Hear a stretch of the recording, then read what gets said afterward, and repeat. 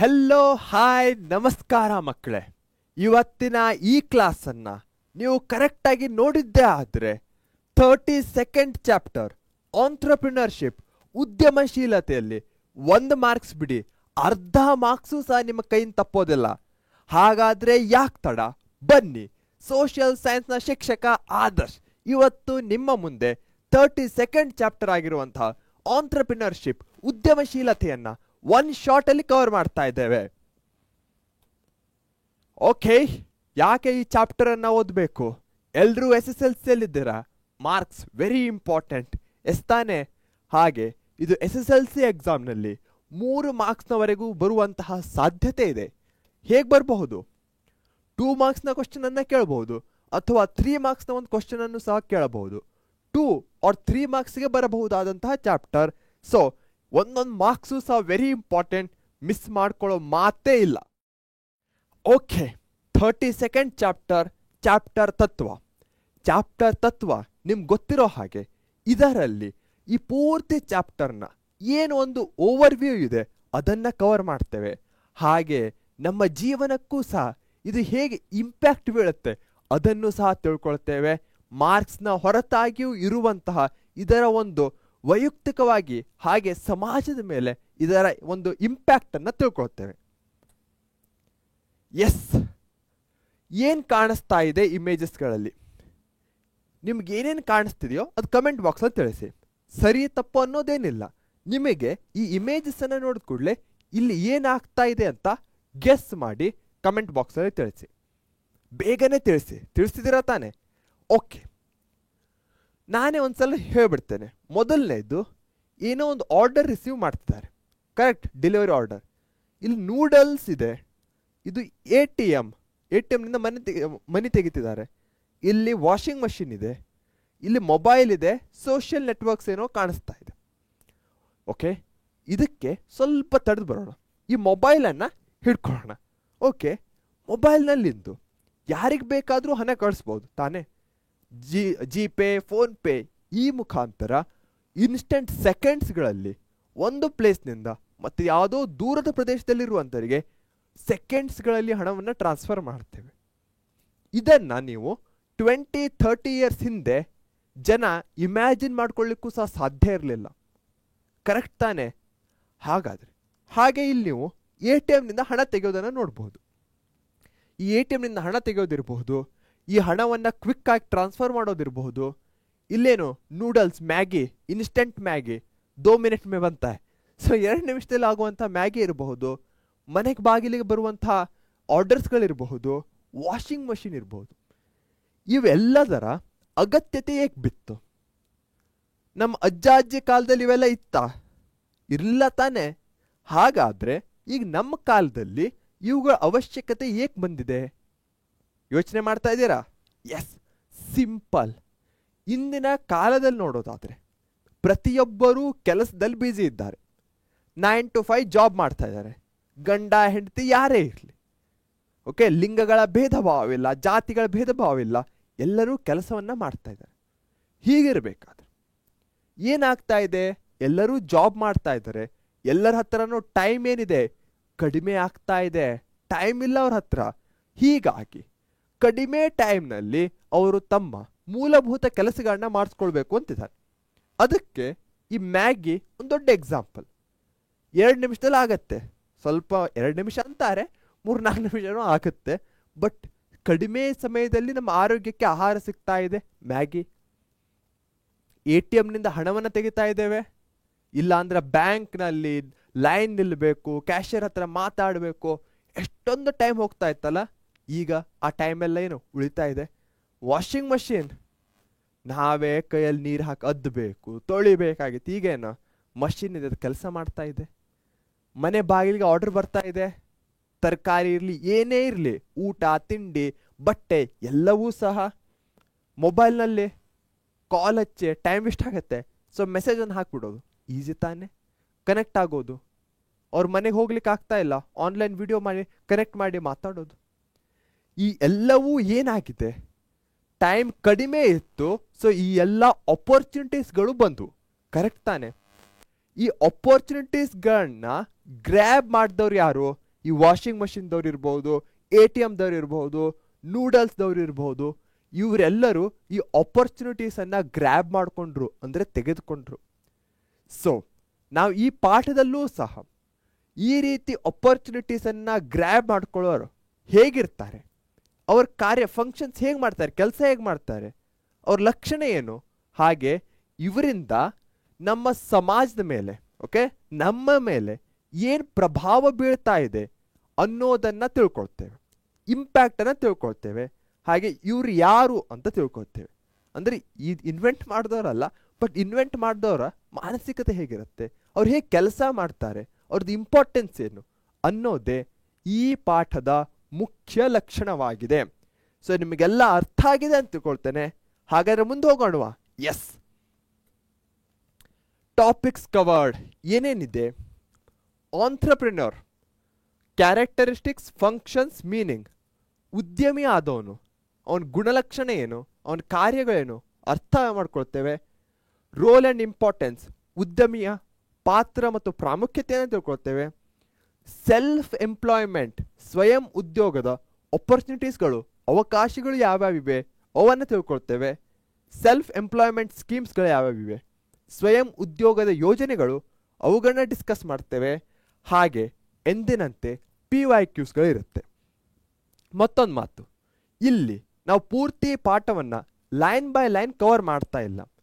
ಎಕ್ಸಾಮ್ಗೆ ಯಾವ್ದು ಇಂಪಾರ್ಟೆಂಟ್ ಇದೆಯೋ, ಕಡಿಮೆ ಇಂಪಾರ್ಟೆಂಟ್ ಇದೆಯೋ, ಎಕ್ಸಾಮ್ ಪಾಯಿಂಟ್ ಆಫ್ ವ್ಯೂದಿಂದ ನಿಮಗೆ ಈ ಪಾಠದಿಂದ ಏನೇನು ಬೇಕೋ ಎಲ್ಲವನ್ನೂ ಕವರ್ ಮಾಡ್ತಾ ಇದ್ದೇವೆ, ಏನನ್ನೂ ಮಿಸ್ ಮಾಡ್ತಾ ಇಲ್ಲ. ಆದರೆ ಇದನ್ನು ಟೆಕ್ಸ್ಟ್ ಬುಕ್ನ ಟೈಪೇ ನಾವು ತೊಗೊಂಡಿಲ್ಲ. ನಿಮ್ಮ ಅಂಡರ್ಸ್ಟ್ಯಾಂಡಿಂಗನ್ನು ಈಸಿ ಮಾಡಲಿಕ್ಕೆ ಸ್ವಲ್ಪ ಹಿಂದೆ ಮುಂದೆ ಇರುತ್ತೆ.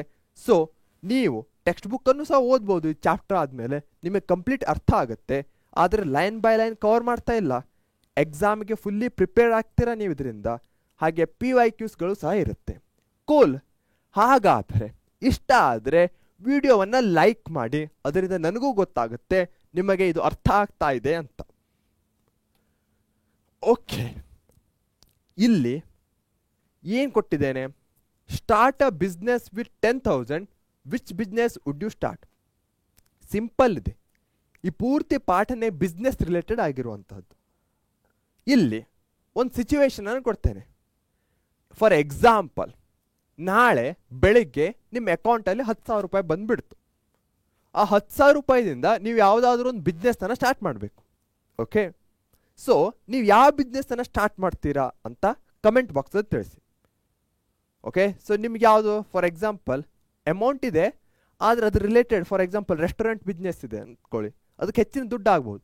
ಬಟ್ ಬರೀರಿ, ಓಕೆ, ಇನ್ನು 10,000 ಬರ್ತಾ ಇಲ್ಲ, ಸುಮ್ಮನೆ ಬರೀರಿ.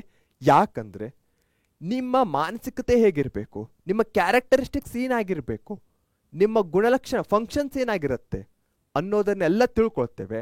ಸೊ ಇಲ್ಲಿ ರೋಲ್ ಪ್ಲೇ ಮಾಡೋಣ. ನೀವೆಲ್ಲರೂ ಆಂಟ್ರಪ್ರೆನ್ಯೂರ್ ಅಥವಾ ಉದ್ಯಮಿಗಳಾಗಲು ಬಯಸ್ತಾ ಇದ್ದೀರಾ ಅಂದ್ಕೊಳ್ಳೋಣ. ಸೊ ನಿಮ್ಮ ಹತ್ರ 10,000 ರೂಪಾಯಿ ಇದೆ, ಬನ್ನಿ ಉದ್ಯೋಗವನ್ನು ಸ್ಟಾರ್ಟ್ ಮಾಡೋಣ. ಉದ್ಯೋಗವನ್ನು ಸ್ಟಾರ್ಟ್ ಮಾಡೋರು ಅಂತವ್ರು ಗುಣಲಕ್ಷಣ ಏನಿರುತ್ತೆ, ಆಂಟ್ರಪ್ರಿನರ್ನ ಗುಣಲಕ್ಷಣಗಳೇನು, ಈ ಪದವನ್ನು ಮುಂದೆ ಒಡೆದು ತಿಳ್ಕೊಳ್ಳೋಣ.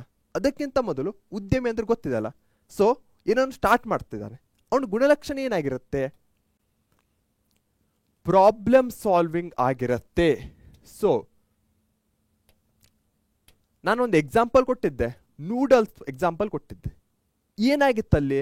ಅಲ್ಲಿ ಟೈಮ್ ಇರಲಿಲ್ಲ, ಬಟ್ ಆಹಾರ ಇಂಪಾರ್ಟೆಂಟ್ ಆಗಿತ್ತು. ಸೊ ಟೈಮನ್ನು ಕಡಿಮೆ ಮಾಡಬೇಕು, ಆಹಾರವನ್ನು ಕೊಡಬೇಕು. ಸೊ ಅಂತಹ ಪ್ರಾಬ್ಲಮನ್ನು ಸಾಲ್ವ್ ಮಾಡಿದ್ದು ನೂಡಲ್ಸ್ ಮುಖಾಂತರ. ಸೊ ಪ್ರಾಬ್ಲಮ್ ಸಾಲ್ವಿಂಗ್ ಇರಬೇಕು ಆತನಲ್ಲಿ, ವೆರಿ ಇಂಪಾರ್ಟೆಂಟ್ ಆಗುತ್ತೆ. ಅಚೀವ್ಮೆಂಟ್ ಟು ಮೋಟಿವೇಶನ್, ಪ್ರಾಬ್ಲಮ್ ಇದೆ ಅದನ್ನು ಸಾಲ್ವ್ ಮಾಡಿದ್ರೆ ಆಯ್ತಾ? ಕಂಟಿನ್ಯೂಸ್ ಎಫರ್ಟ್ಸ್ ಇರುತ್ತೆ ಇಲ್ಲಿ.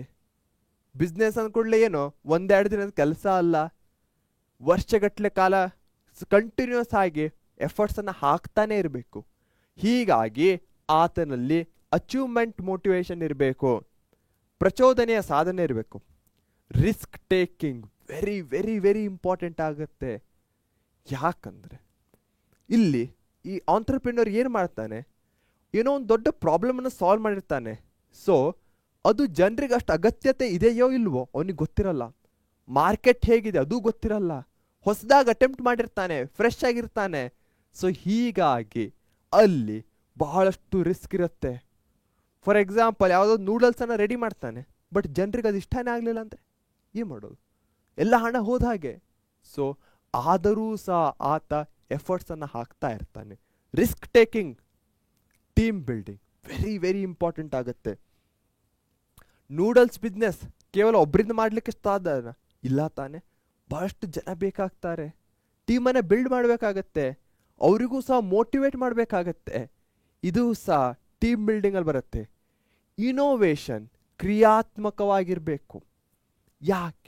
ಯಾಕಂದರೆ ಯಾರ್ದೋ ಕಾಪಿ ಮಾಡ್ತಾ ಕೂತ್ರಿ ಏನು, ಅವ್ರು ಮುಂದೆ ಹೋಗ್ತಾರೆ, ನಾವು ಕಾಪಿ ಪೀಸ್ ಆಗಿ ಅಷ್ಟೇ ಅಲ್ಲೇ ಉಳಿದ್ಬಿಡ್ತೇವೆ. ಹೀಗಾಗಿ ನಾವು ಹೊಸದಾಗಿ ಇನೋವೇಟ್ ಮಾಡ್ತಾ ಇರಬೇಕು, ಹೊಸದನ್ನು ನಮ್ಮ ಜೀವನದಲ್ಲಿ ಅಪ್ಲೈ ಮಾಡ್ತಾ ಹೋಗಬೇಕು. ಆಗಲೇ ಬಿಸ್ನೆಸ್ ಮುಂದೆ ಹೋಗ್ಲಿಕ್ಕೆ ಸಾಧ್ಯ. ಸೊ ಈ ಎಲ್ಲ ಕ್ವಾಲಿಟೀಸ್ಗಳು ಯಾರಲ್ಲಿರುತ್ತೆ? ಆಂಟ್ರಪ್ರಿನರ್ನಲ್ಲಿರುತ್ತೆ. ಇವೇನಾಗಿವೆ? ಕ್ಯಾರೆಕ್ಟರಿಸ್ಟಿಕ್ಸ್ ಆಗಿವೆ. ಫಸ್ಟ್ ಲೆಟರ್ನ ತೆಗೆದುಕೊಳ್ಳೋಣ. ಏನಾಗ್ತಾ ಇದೆ? PARTI, party. ಎಸ್. ಸೊ ಈ ಒಂದು ಶಾರ್ಟ್ ಫಾರ್ಮನ್ನು ನೆನಪಲ್ಲಿಟ್ಕೊಳ್ಳಿ. ಕ್ಯಾರೆಕ್ಟರಿಸ್ಟಿಕ್ ಅಂದ್ಕೊಳ್ಳಿ ಸಿ ಪಾರ್ಟಿ. ಪಿ ಅಂದರೆ problem solving, achievement to motivation, risk taking, team building, innovation. ಇವೆಲ್ಲವು ಇದು ಅರ್ಥ ಆಗಿದೆ ಅನ್ಕೊಳ್ತೇನೆ. ಹಾಗಾದ್ರೆ ಮುಂದೆ ಹೋಗೋಣವಾ? ಅಸ್ಸಾಂ. ಸೊ 10,000 ಬಿಸ್ನೆಸ್ ನೀವು ಸ್ಟಾರ್ಟ್ ಮಾಡ್ತಾ ಇದ್ದೀರಾ, ನಿಮ್ಮಲ್ಲೂ ಆ ಕ್ಯಾರೆಕ್ಟರಿಸ್ಟಿಕ್ಸ್ ಬಿಲ್ಡ್ ಆಗಬೇಕು. ಕರೆಕ್ಟ್ ತಾನೆ? ನೆಕ್ಸ್ಟ್ ಏನು? ಡಿಸಿಷನ್ ಮೇಕಿಂಗ್ ಇರಬೇಕು. ನೀವು ನೂಡಲ್ಸಲ್ಲಿ ಒಂದು ಫ್ಲೇವರನ್ನು ಹಾಕಿರ್ತೀರಾ, ಮಾರ್ಕೆಟಲ್ಲಿ ಅದು ನಡೆಯಲ್ಲ. ಸೊ ನೀವೇನು ಮಾಡಬೇಕು? ಅದರ ಬದಲು ಬೇರೆ ಒಂದು ಫ್ಲೇವರನ್ನು ತರಬೇಕು. ಸೊ ಬೇರೆ ಮಸಾಲೆಯನ್ನು ತರಬೇಕು. ಡಿಸಿಷನ್ ಮೇಕಿಂಗ್ ಮಾಡಬೇಕು. ಬೇಗನೆ ನಿರ್ಧಾರಗಳನ್ನ ಕೈಗೆತ್ಕೊಳ್ಳೋದು. ಡೈನಮಿಸಮ್, ಕ್ರಿಯಾಶೀಲತೆ. ಫ್ಲೇವರ್ದೇ ಎಕ್ಸಾಂಪಲ್ ಕೊಟ್ಟಿದ್ದೆ ಅಲ್ಲ, ಕಂಟಿನ್ಯೂಸ್ ಚೇಂಜ್ ಆಗ್ತಾ ಇರುತ್ತೆ. ಏನೋ ಇದ್ದಾಗಿರಲ್ಲ. ನಿನ್ನೆ ಹೇಗಿತ್ತೋ ಇಂದಿಲ್ಲ, ನಾಳೆ ಮತ್ತೆ ಚೇಂಜ್ ಆಗ್ತೆ. ಹೀಗಾಗಿ ನಾವು ಕಂಟಿನ್ಯೂಸ್ ಚೇಂಜ್ ಆಗ್ತಾ ಇರಬೇಕು. ಡೈನಮಿಸಮ್ ಅಂದರೆ ಅದೇ ಚೇಂಜ್ ಆಗ್ತಾ ಇರೋದು. ಕ್ರಿಯಾಶೀಲತೆ, ಗೋಲ್ ಓರಿಯೆಂಟೇಷನ್, ಗುರಿ ಮುಟ್ಟುವಿಕೆ ವೆರಿ ವೆರಿ ಇಂಪಾರ್ಟೆಂಟ್ ಆಗುತ್ತೆ. ನಮ್ಮದೊಂದು ಗೋಲ್ ಇರಬೇಕು. ಫಾರ್ ಎಕ್ಸಾಂಪಲ್ ನಾವು ಒಂಥರ ಪರೀಕ್ಷೆ, ನಾವು ಒಂದು ಆಂಟ್ರಪ್ರಿನರ್ ಅಂತ ತಿಳ್ಕೊಂಡ್ರೆ ನಮಗಿಷ್ಟು ಸಬ್ಸ್ಕ್ರೈಬರ್ಸ್ ಆಗಬೇಕು, ನಮಗೆ ಇಷ್ಟು ಜನರನ್ನು ಮುಟ್ಟಬೇಕು, ಇಷ್ಟು ಮಕ್ಕಳ ಮೇಲೆ ಇಂಪ್ಯಾಕ್ಟ್ ಮಾಡಬೇಕು. ಸೊ ಇವು ಸಹ ನಮ್ಮ ಗೋಲ್ ಆಗುತ್ತೆ ತಾನೆ. ಸೊ ಹೀಗಾಗಿ ಅಂತಹ ಗೋಲ್ ಓರಿಯೆಂಟೇಷನ್ ಇರಬೇಕು. ಕಮಿಟ್ಮೆಂಟ್ ವೆರಿ ಇಂಪಾರ್ಟೆಂಟ್ ಆಗುತ್ತೆ. ಯಾಕಂದರೆ ಏನೇ ಒಬ್ಬ ಹೊಸದಾಗಿ ಸ್ಟಾರ್ಟ್ ಮಾಡಿದ್ರು ಬಹಳಷ್ಟು ತೊಂದರೆಗಳು ಬರುತ್ತೆ. ಆ ತೊಂದರೆಗಳನ್ನ ಹೇಗೆ ಮೆಟ್ಟು ನಿಲ್ತೀರಾ? ನಿಮ್ಮಲ್ಲಿ ಕಮಿಟ್ಮೆಂಟೇ ಇಲ್ಲ ಅಂದರೆ ಏನು ಉಪಯೋಗ? ನಾನು ಏನೇ ಆಗಲಿ ಆ ಸಮಸ್ಯೆಯನ್ನು ನಿವಾರಿಸ್ತೇನೆ, ಮುಂದೆ ಹೋಗ್ತೇನೆ ಅನ್ನೋ ಮಾನಸಿಕತೆ ಇರಬೇಕು. ಸೊ ಕಮಿಟ್ಮೆಂಟ್ ಇರಬೇಕು, ಕ್ರಿಯೇಟಿವಿಟಿ ಇರಬೇಕು, ಸೃಜನಾತ್ಮಕತೆ. ಹೇಗೆ ಕ್ರಿಯೇಟಿವ್ ಆಗೋದು? ಏನೋ ನಿಮ್ದು ಪ್ರಾಡಕ್ಟ್ ಇರುತ್ತೆ, ಅದನ್ನು ಜನರಿಗೆ ಮುಟ್ಟಿಸ್ಬೇಕು ಅಂದರೆ ಹೊಸ ಹೊಸ ಮಾಧ್ಯಮಗಳನ್ನ ಹುಡುಕ್ಬೇಕು ನೀವು, ಹೇಗೆ ಜನರಿಗೆ ಹೆಚ್ಚಿಗೆ ಮುಟ್ಟಿಸ್ಬೇಕು ಅಂತ. ಸೊ ಕ್ರಿಯೇಟಿವಿಟಿ ಇರಬೇಕು. ಲೀಡರ್ಶಿಪ್, ಟೀಮ್ ಬಿಲ್ಡಿಂಗು ಲೀಡರ್ಶಿಪ್ಪು ಎರಡು ಹ್ಯಾಂಡ್ ಇನ್ ಹ್ಯಾಂಡ್ ಒಂದೇ ಕಡೆ ಹೋಗುತ್ತೆ. ಹೇಗೆ? ಟೀಮ್ ಇದೆ ಅಂದಮೇಲೆ ಯಾರು ನೀವು ಲೀಡರ್ ಆಗ್ತೀರಾ, ಯಾಕಂದರೆ ನೀವು ಸ್ಟಾರ್ಟ್ ಮಾಡಿರ್ತೀರಾ, ನೀವು ಆಂಟ್ರಪ್ರಿನರ್. ಸೊ ಆ ಟೀಮ್ನವರು ನಿಮ್ಮ ಮೇಲೆ ಭರವಸೆಯನ್ನು ಇಡಬೇಕು, ಟ್ರಸ್ಟ್ ಇಡಬೇಕು. ಆಗಲೇ ನೀವು ಒಳ್ಳೆಯ ಲೀಡರ್ ಆಗಲಿಕ್ಕೆ ಸಾಧ್ಯ. ಸೊ ಈ ಎಲ್ಲ ಕ್ವಾಲಿಟೀಸ್ಗಳಿದ್ದಾಗ ನೀವು ಒಂದು ಏನಾಗ್ತೀರಾ? ಬೆಸ್ಟ್ ಆಂಟ್ರಪ್ರಿನರ್ ಆಗ್ತೀರಾ ಅಂತ ಹೇಳ್ಬೋದು. ಹಾಗಾದರೆ ನೀವು ಈ ಎಲ್ಲ ಕ್ವಾಲಿಟೀಸ್ಗಳನ್ನ ಹೊಂದಿದ್ದೀರಾ? ಹಾಗೆ ಇಲ್ಲ ಅಂದ್ರೆ ಏನು ಪ್ರಾಬ್ಲಮ್ ಇಲ್ಲ, ಟೈಮ್ ಇದೆ. ಈ ಎಲ್ಲ ಕ್ವಾಲಿಟೀಸ್ಗಳನ್ನ ಬಿಲ್ಡ್ ಮಾಡ್ಕೊಳ್ಳಿ. ಅದಾದಮೇಲೆ ಒಂದು ದೊಡ್ಡ ಸಾಮ್ರಾಜ್ಯವನ್ನೇ ನೀವು ನಿರ್ಮಿಸ್ರಿ ಅಂತ ಹೇಳ್ತೇನೆ. ಇದನ್ನು ಹೇಗೆ ನೆನ್ಪಿಟ್ಕೊಳ್ಳೋದು? DDGCCL ಅಥವಾ DGCCL ಅಂತ ನೆನಪಲ್ಲಿಟ್ಕೊಳ್ಳಿ. ಡಿ ಅಂದರೆ ಏನು? ಡಿಸಿಷನ್ ಮೇಕಿಂಗ್ ಮತ್ತು ಡೈನಮಿಸಮ್ ತೋಳ್ಬೋದು. ಜಿ ಅಂದರೆ goal orientation, creativity, commitment, leadership. So party DGCCL ಇದು ಏನಾಗುತ್ತೆ? ನಮ್ಮ ಕ್ಯಾರೆಕ್ಟರಿಸ್ಟಿಕ್ಸ್ಗೆ ಕೀವರ್ಡ್ ಆಗುತ್ತೆ. ಹಾಗೆ ನೀವು ಆಂಟ್ರಪ್ರಿನರ್ ಆಗಿದ್ರೆ ಈ ಎಲ್ಲ ಪಾರ್ಟಿ DGCCL ನಿಮ್ಮಲ್ಲಿ ಇರಬೇಕು ತಾನೆ? ಎಸ್. ಹಾಗಾದರೆ ನೀವು ಯಾವ ಬಿಸ್ನೆಸ್ಸನ್ನು ಸ್ಟಾರ್ಟ್ ಮಾಡಬೇಕು ಅಂತಿದ್ದೀರಾ? ಕಮೆಂಟ್ ಬಾಕ್ಸಲ್ಲಿ ತಿಳಿಸಿ. ಕ್ಯಾರೆಕ್ಟರಿಸ್ಟಿಕ್ಸ್ ಆಯಿತು, ಅವ ಹೇಗಿರಬೇಕು ಅಂತ ಹೇಳಾಯಿತು. ಅವನ ಕೆಲಸಗಳೇನಿರುತ್ತೆ ಅದು ವೆರಿ ಇಂಪಾರ್ಟೆಂಟ್ ಆಗುತ್ತೆ ಅಲ್ಲ. ಸೊ ಫಾರ್ ಎಕ್ಸಾಂಪಲ್, ನಾಳೆ ನಿಮ್ಮ ಹತ್ರ ಒಂದು ಐಡಿಯಾ ಬರುತ್ತೆ, ಅದಾದಮೇಲೆ ನೀವು ಬಿಸ್ನೆಸ್ಸನ್ನು ಸ್ಟಾರ್ಟ್ ಮಾಡ್ತೀರ. ಆವಾಗ ನಿಮ್ಮ ಕೆಲಸ ಏನಿರುತ್ತೆ? ಅವೇ ಫಂಕ್ಷನ್ಸ್ ಆಫ್ ಆಂಟ್ರಪ್ರಿನರ್ ಆಗುತ್ತೆ, ಉದ್ಯಮಿಯ ಕಾರ್ಯಗಳು. Pursue opportunities. ಸೊ ನೂಡಲ್ಸ್ದೇ ಎಕ್ಸಾಂಪಲ್ ಕೊಡೋದಾದರೆ, ಅಲ್ಲಿ ಕಡಿಮೆ ಸಮಯದಲ್ಲಿ ಆಹಾರ ಬೇಕಾಗಿತ್ತು. ಸೊ ಅದನ್ನು ನೂಡಲ್ಸ್ ಏನು ಮಾಡ್ತು? ಥಿಂಕ್ ಮಾಡ್ತು, ಆ ಆಪರ್ಚುನಿಟಿಯನ್ನು ಗ್ರ್ಯಾಬ್ ಮಾಡ್ಕೊಳ್ತು. ಆಪರ್ಚುನಿಟಿ ಇದೆ, ಅದನ್ನು ನಾವು ಗ್ರ್ಯಾಬ್ ಮಾಡ್ಕೊಳ್ದಿದ್ರೆ ಏನೂ ಉಪಯೋಗ ಇಲ್ಲ ತಾನೇ. ಸೊ ಹೀಗಾಗಿ ಅವಕಾಶಗಳನ್ನ ಗ್ರಹಿಸೋದು ವೆರಿ ಇಂಪಾರ್ಟೆಂಟ್ ಆಗುತ್ತೆ. ಪ್ಲ್ಯಾನ್. ಓಕೆ, ನನ್ನ ಹತ್ರ ಸಿಕ್ಕಾಪಟ್ಟೆ ಮಸ್ತ್ ಐಡಿಯಾ ಇದ್ರೆ ಆಯಿತಾ? ನಾವು ಪ್ಲ್ಯಾನ್ ಮಾಡಬೇಕು, ಹೇಗೆ ಅದನ್ನು ಜನರಿಗೆ ಮುಟ್ಟಿಸ್ಬೇಕು ಅಂತ, ಹೇಗೆ ಮತ್ತೆ ಪ್ರೊಡಕ್ಷನನ್ನು ಹೆಚ್ಚಿಗೆ ಮಾಡಬೇಕು ಅಂತ. ಆ ಪ್ಲ್ಯಾನಿಂಗ್ ಇರಬೇಕು ತಾನೇ. ಎಸ್. 10,000 ಹಾಕಿರ್ತೀರಾ, ಮುಂದಿನ ವರ್ಷ 10,000ದಿಂದ 1,00,000ಕ್ಕೆ ಹೋಗ್ಬೇಕದು. ಸೊ ಪ್ಲ್ಯಾನ್ ಮಾಡ್ತೀರಾ. ಯೋಜನೆ. Organise resources and overseas production. ನಿಮ್ಮ ಹತ್ರ ಇರುವಂಥ ರಿಸೋರ್ಸಸ್ಗಳಿರ್ಬೋದು. ಫಾರ್ ಎಕ್ಸಾಂಪಲ್, ನಿಮ್ಮ ಹತ್ರ ಜಾಗ ಇದೆ ಅಂದ್ಕೊಳ್ಳಿ, ಅವುಗಳನ್ನ ಕರೆಕ್ಟಾಗಿ ಆರ್ಗನೈಸ್ ಮಾಡಬೇಕು. ನಿಮ್ಮ ಹತ್ರ ಒಂದೆರಡು ಲೇಬರ್ಸ್ ಇರ್ಬೋದು, ಅವರನ್ನು ಸರಿಯಾಗಿ ನೋಡ್ಕೊಳ್ಳೋದಿರ್ಬೋದು. ಇವೆಲ್ಲವನ್ನು ಆರ್ಗನೈಸ್ ಮಾಡ್ಕೊಳ್ಬೇಕು ಕರೆಕ್ಟಾಗಿ. ಈ ಪ್ಲ್ಯಾನಿಂಗು ಮತ್ತು ಆರ್ಗನೈಸಿಂಗು ಹ್ಯಾಂಡ್ ಇನ್ ಹ್ಯಾಂಡ್ ಹೋಗುತ್ತೆ. ಕರೆಕ್ಟ್ ತಾನೆ? ಇಲ್ಲಿ ನೀವು ನೋಡೋದಾದರೆ ಕ್ಯಾರೆಕ್ಟರಿಸ್ಟಿಕ್ಸ್ಗೂ ಇವಕ್ಕೂ ಏನು ಮೇನ್ ಡಿಫ್ರೆನ್ಸ್ ಇದೆ? ಇಲ್ಲಿ ಕೆಲಸ ಆಗ್ತಾ ಇದೆ, ಫಂಕ್ಷನ್ಸ್ ಇವು. ಸೊ ಕ್ರಿಯೆ ಆಗ್ತಾ ಇದೆ, ಕಾರ್ಯ ಆಗ್ತಾ ಇದೆ, ಇಲ್ಲಿ ಕೆಲಸ ಮಾಡ್ತಾ ಇದ್ದಾರೆ. ಅಲ್ಲಿ ಜಸ್ಟ್ ಒಂಥರ ಮೇಲ್ನೋಟಕ್ಕೆ ಮೇನ್ ಪಾಯಿಂಟ್ಸ್ಗಳಿದ್ರೆ, ಇಲ್ಲಿ ಗ್ರೌಂಡ್ ಲೆವೆಲ್ ಕೆಲಸ ಹೇಗಾಗುತ್ತೆ ಅಂತ ಇದೆ. ಓವರ್ಸಿ ಪ್ರೊಡಕ್ಷನ್ ಎಷ್ಟಾಗ್ತಾ ಇದೆ, ನೆಕ್ಸ್ಟ್ ಮಂತಿಗೆ ನೂಡಲ್ಸನ್ನು ಹೆಚ್ಚಿಗೆ ಮಾಡಬೇಕು, ಮಾರ್ಕೆಟಲ್ಲಿ ಯಾವ ಫ್ಲೇವರಿಗೆ ಹೆಚ್ಚಿನ ವ್ಯಾಲ್ಯೂ ಇದೆ ಅವೆಲ್ಲ ನೋಡ್ಕೊಳ್ಬೇಕು. ಮಾರ್ಕೆಟಿಂಗ್ ಮಾಡಬೇಕು, ಜನರಿಗೆ ಯಾವ್ದು ಇಷ್ಟ ಆಗ್ತಾ ಇದೆ, ಫೀಡ್ಬ್ಯಾಕ್ ಕಳಿಸೋದಿರ್ಬೋದು, ಇವೆಲ್ಲವನ್ನು ನೋಡಿರ್ತೀರಾ ನೀವು. ಕೋಆರ್ಡಿನೇಟ್ ವೆರಿ ಇಂಪಾರ್ಟೆಂಟ್ ಆಗುತ್ತೆ. ಯಾವುದೇ ಒಂದು ಟೀಮ್ ಮಾಡಿದ್ರು ಅದರಲ್ಲಿ ಒಂದೇ ವಿಂಗ್ ಇರಲ್ಲ. ಫಾರ್ ಎಕ್ಸಾಂಪಲ್, ನೂಡಲ್ಸಲ್ಲೇ ಒಬ್ಬರು ನೂಡಲ್ಸನ್ನು ಮಾಡ್ತಾರೆ, ಒಬ್ಬರು ನೂಡಲ್ಸನ್ನು ಮಾರ್ತಾರೆ, ಒಬ್ಬರು ನೂಡಲ್ಸ್ದ ಫೈನಾನ್ಷಿಯಲ್ ನೋಡ್ಕೋತಾರೆ. ಸೊ ಇಲ್ಲಿ ಬೇರೆ ಬೇರೆ ಟೀಮ್ ಇದೆ, ಫೈನಾನ್ಷಿಯಲ್ಲು, ಆಪರೇಷನ್ನು, ಈ ರೀತಿ ಮಾರ್ಕೆಟಿಂಗು. ಅವರೆಲ್ಲರನ್ನ ಏನು ಮಾಡಬೇಕು? ಕರೆಕ್ಟಾಗಿ ಕೋಆರ್ಡಿನೇಟ್ ಮಾಡಬೇಕು. ಒಂದೇ ಫ್ರೀಕ್ವೆನ್ಸಿಯಲ್ಲಿ, ಒಂದೇ ಲೆವೆಲಲ್ಲಿ ಕೆಲಸ ಮಾಡೋ ಹಾಗೆ ಮಾಡಬೇಕು. ಇಲ್ಲಾಂದ್ರೆ ಏನಾಗುತ್ತೆ? ಪ್ರೊಡಕ್ಷನ್ ಹೆಚ್ಚಿಗೆ ಆಗ್ತಾ ಇರುತ್ತೆ, ಮಾರ್ಕೆಟಿಂಗ್ ಆಗೋದೇ ಇಲ್ಲ, ಪ್ರೊಡಕ್ಷನ್ ಎಲ್ಲ ವೇಸ್ಟ್ ಆಗುತ್ತೆ. ಸೊ ಹೀಗೆ ಆಗಬಾರ್ದು ತಾನೆ. ಎಸ್. ಇನೋವೇಟ್ಸ್. ಹೊಸ ಹೊಸ ಆವಿಷ್ಕಾರ ಮಾಡ್ತಾ ಇರಬೇಕು, ಹೊಸ ಹೊಸ ಫ್ಲೇವರ್ಸ್ಗಳನ್ನ ತರ್ತಾನೆ ಇರಬೇಕು ನೂಡಲ್ಸಲ್ಲಿ. ಬೇಯರ್ಸ್ ರಿಸ್ಕ್ ವೆರಿ ಇಂಪಾರ್ಟೆಂಟ್ ಆಗುತ್ತೆ. ಅಲ್ಲೂ ಹೇಳಿದೆ, ಏನೇ ರಿಸ್ಕ್ ಬಂದರೂ ಅದನ್ನು ಫೇಸ್ ಮಾಡುವಂತಹ ಕೆಪಾಸಿಟಿ ಇರಬೇಕು.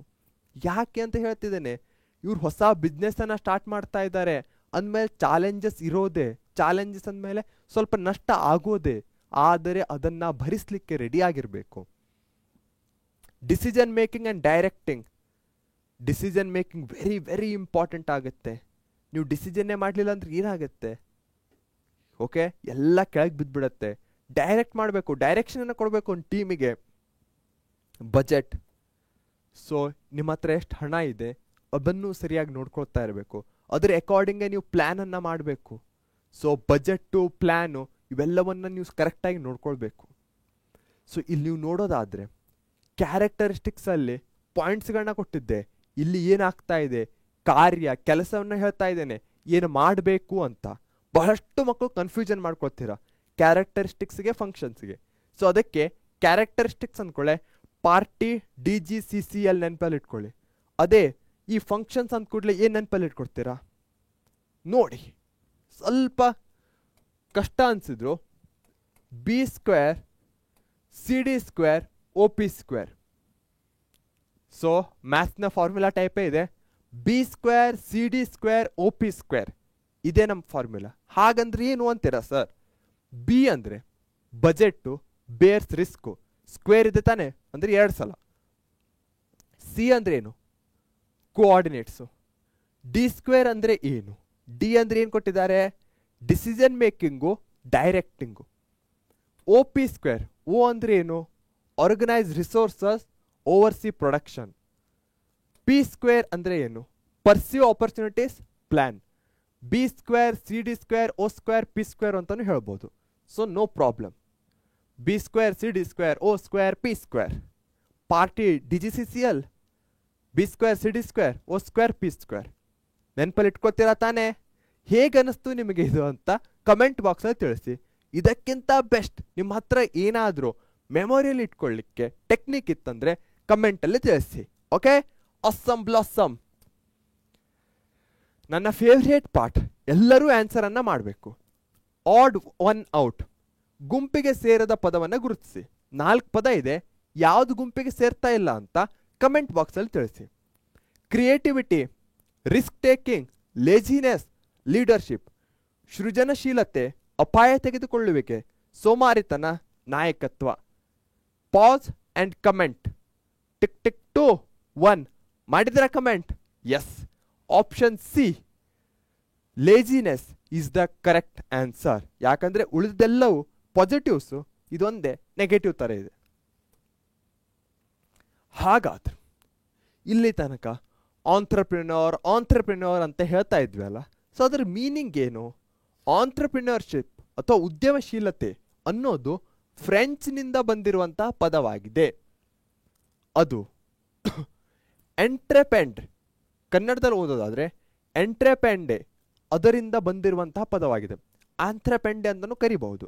ಸೊ ಇದರ ಅರ್ಥ ಏನು? ಆಂಥ್ರಪೆಂಡೆ ಅಂದರೆ ಅಂಡರ್ಟೇಕ್ ಸಮ್ ಆಕ್ಟಿವಿಟಿ. ಬಹಳಷ್ಟು ಇದು ಒಂಥರ ವಿಸ್ತಾರವಾದ ಅರ್ಥವನ್ನು ಹೊಂದಿದೆ.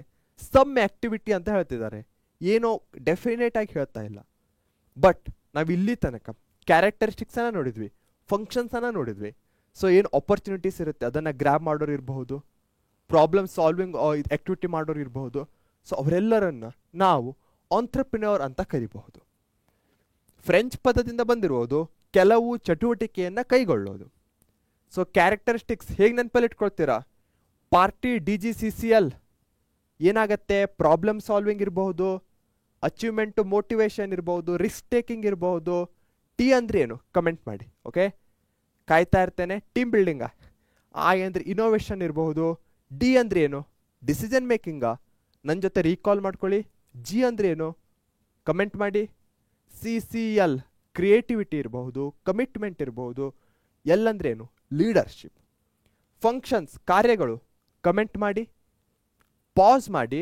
ಬಿ ಸ್ಕ್ವೇರ್ ಅಂದ್ರೆ ಏನು, ಸಿ ಡಿ ಸ್ಕ್ವೇರ್ ಅಂದ್ರೆ ಏನು ಅಂತ ಕಮೆಂಟ್ ಮಾಡಿ. ಇಲ್ಲಿ ಬೇಕಾದರೆ ಓ ಸ್ಕ್ವೇರ್ ಅಂತಲೂ ಬರಿಬಹುದು. ಬೇರ್ಸ್ ರಿಸ್ಕು, ಬಜೆಟ್ಟು ನೆನಪಿಗೆ ಬರ್ತಾ ಇದೆಯಾ? ನೋಡಿ, ಯೋಚನೆ ಮಾಡ್ತಾ ಇರ್ರಿ. ಕೋಆರ್ಡಿನೇಷನ್ ಇರಬಹುದು, decision making, directing, oversee production, organise resources, perceive opportunities, planning. So easy ಆಗಿರುವಂತಹದ್ದು ನೀವು ಕಮೆಂಟ್ ಬಾಕ್ಸಲ್ಲಿ ತಿಳಿಸಿ. ಯಾಕಂದರೆ ಇದರಿಂದ ನಿಮ್ಮ ರಿವಿಷನ್ ಸಹ ಆಗತ್ತೆ. ಎಕ್ಸಾಮ್ ಪಾಯಿಂಟ್ ಆಫ್ ವ್ಯೂದಿಂದ ವೆರಿ ವೆರಿ ಇಂಪಾರ್ಟೆಂಟ್ ಆಗಿರುವಂತಹದ್ದು.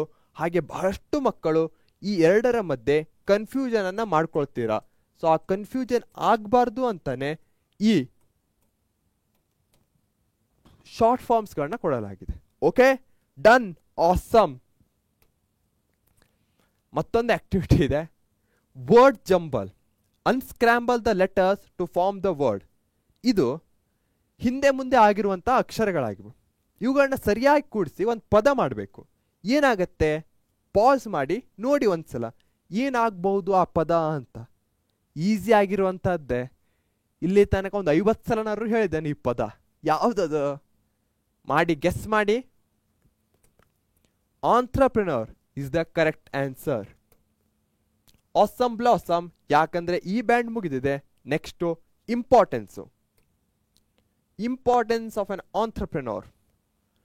ನೀವು ನೋಡ್ಬೋದು, ಈ ಆಂಟ್ರಪ್ರಿನರ್ದಿಂದ ಒಂದು ದೇಶಕ್ಕೆ ಬಹಳಷ್ಟು ಲಾಭ ಇದೆ. ಆತ ಹೇಗೆ ಕಾಂಟ್ರಿಬ್ಯೂಟ್ ಮಾಡ್ತಾನೆ ಅದನ್ನು ನಾವಿಲ್ಲಿ ತಿಳ್ಕೊಳ್ತೇವೆ. ಆತನು ಪ್ರಾಮುಖ್ಯತೆ ಏನಿದೆ ಅಂತ.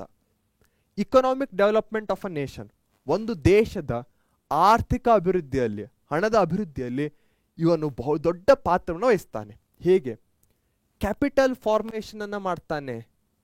ನೀವು ನೋಡಬಹುದು, ಯಾವುದೇ ಒಂದು ಬಿಸ್ನೆಸ್ ಅನ್ನ ಸ್ಟಾರ್ಟ್ ಮಾಡ್ಬೇಕಂದ್ರೆ ಏನು, ಹಣದ ಅವಶ್ಯಕತೆ ಇರುತ್ತೆ. ಸೊ ಹಣವನ್ನ ಕ್ರೋಢೀಕರಿಸೋದಿರ್ಬೋದು, ಫ್ಲೋ ಆಗೋದಿರಬಹುದು. ಸೊ ಕ್ಯಾಪಿಟಲ್ ಫಾರ್ಮೇಷನ್, ಬಂಡವಾಳ ರಚನೆಗೆ ಹೆಚ್ಚಿನ ಉತ್ತೇಜನವನ್ನು ಕೊಡ್ತಾನೆ. ಎಂಪ್ಲಾಯ್ಮೆಂಟ್, ನೂಡಲ್ಸ್ನಿಂದ ಒಬ್ಬರಿಗೆ ಕೆಲಸ ಸಿಗುತ್ತಾ, ಬಹಳಷ್ಟು ಜನರಿಗೆ ಕೆಲಸ ಸಿಗುತ್ತೆ. ಲಾರ್ಜ್ ಸ್ಕೇಲ್ ಎಂಪ್ಲಾಯ್ಮೆಂಟ್ ಆಗ್ತಾ ಇದೆ. Increase GDP and per capita income. GDP ಅಂದ್ರೇನು? Gross domestic product. ದೇಶದ ಒಂದು ದೊಡ್ಡ ಆದಾಯ ಏನಾಗ್ತಾ ಇದೆ, ಪೂರ್ತಿ ಆದಾಯ ಹೆಚ್ಚಿಗೆ ಆಗ್ತಾ ಇದೆ. ಹಾಗೆ ಪ್ರತಿ ವ್ಯಕ್ತಿಗೂ ಕೆಲಸ ಸಿಗ್ತಾ ಇದೆ. ಕೆಲಸದಿಂದ ಏನಾಗ್ತಾ ಇದೆ, ಆತನ ಇನ್ಕಮ್ ಹೆಚ್ಚಿಗೆ ಆಗ್ತಾ ಇದೆ. ಸೊ ಪರ್ ಕ್ಯಾಪಿಟಾ ಇನ್ಕಮ್, ತಲಾ ಆದಾಯ ಪ್ರತಿಯೊಬ್ಬನ ಮೇಲೆ ಇರುವಂಥದ್ದು, ಅದು ಹೆಚ್ಚಿಗೆ ಆಗ್ತಾ ಇದೆ.